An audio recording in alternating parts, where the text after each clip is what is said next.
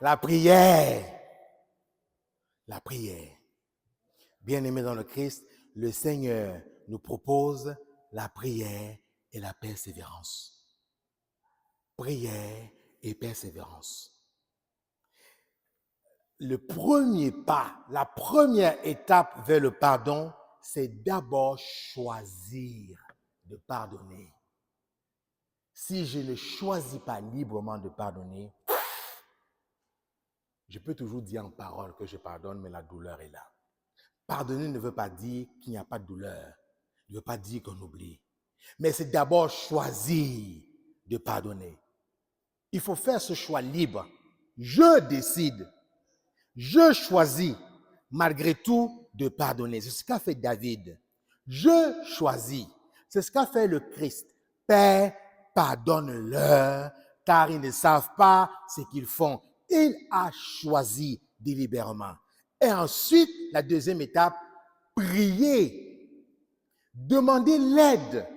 Donc, qu'est-ce qui m'appartient, moi? C'est de décider en toute liberté de pardonner. Ça m'engage. Et là, maintenant, je demande l'aide de l'Esprit Saint, l'aide de Dieu. Je prie. Et troisièmement, je pose un acte concret. Ça se pourrait que vous n'ayez pas envie de voir la face de la personne qui vous a offensé. Mais si la personne se présente devant vous, concrètement, c'est fait sortir de votre bouche un souhait, une parole de bénédiction. Et non pas une parole qui blesse, une parole de rancune, une parole venimeuse, volcanique. Je choisis de pardonner. Je prie, je me remets à Dieu et je pose des actions concrètes. C'est un processus. C'est long. C'est un don de Dieu. Bien-aimés dans le Christ, l'Église nous propose d'autres moyens pour être capable de faire preuve de miséricorde. L'Église nous propose le sacrement de l'Eucharistie.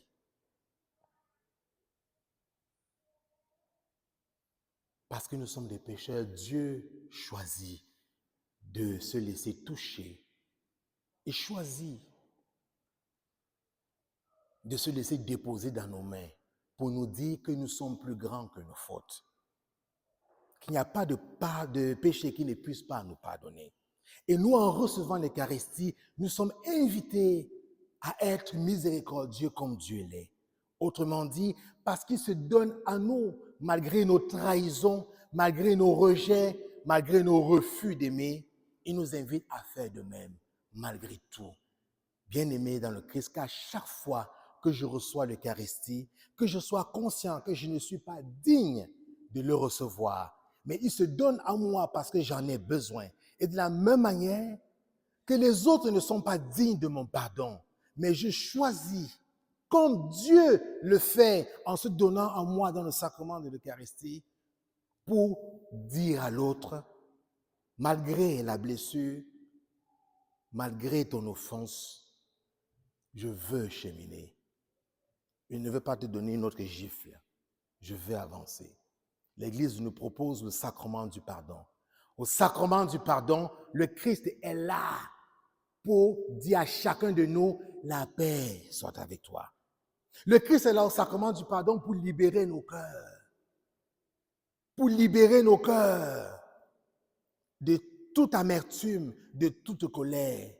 Si nous acceptons de rencontrer le ressuscité au sacrement du pardon, de le laisser prendre le contrôle dans ce long processus, nous serons capables, nous aussi, en sortant du sacrement du pardon, ayant goûté l'amour miséricordieux du Père, de le faire goûter aux autres. Demandons au Seigneur au cours de cette Eucharistie la grâce d'être capable de choisir délibérément la voie du pardon, d'oser prier même quand c'est difficile, et le courage de poser des actes concrets, car C'est à travers la miséricorde que nous aurons les uns pour les autres, l'amour que nous aurons les uns pour les autres, que l'on reconnaîtra que nous sommes des disciples du Christ.